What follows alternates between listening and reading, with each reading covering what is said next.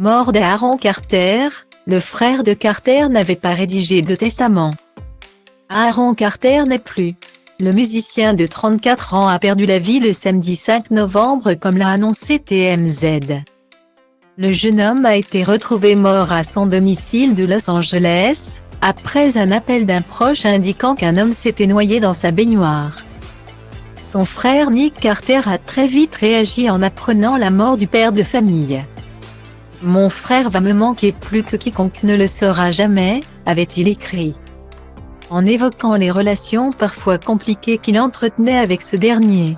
« Même si mon frère et moi avions une relation compliquée, mon amour pour lui ne s'est jamais estompé », avait-il ajouté, avant de parler des addictions d'Aaron Carter qui ont conduit à sa perte.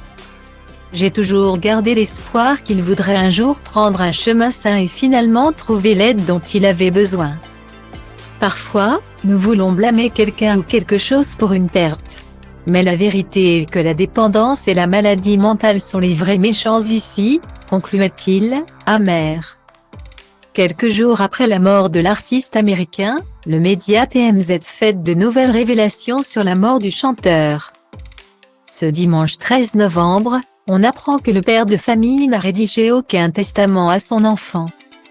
Malgré les nombreuses relances des juges, le juge pour enfants a recommandé à Aaron Carter de rédiger un testament.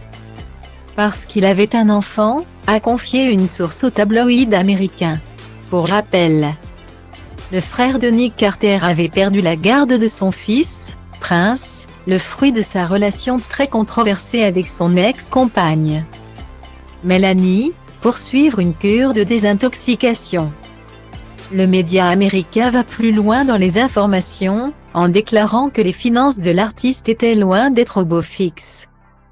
Quelques semaines avant sa mort.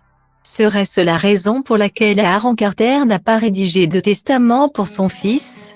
Seul le temps nous le dira. Point. Pour le moment, les circonstances exactes de la mort d'Aaron Carter restent toujours à déterminer.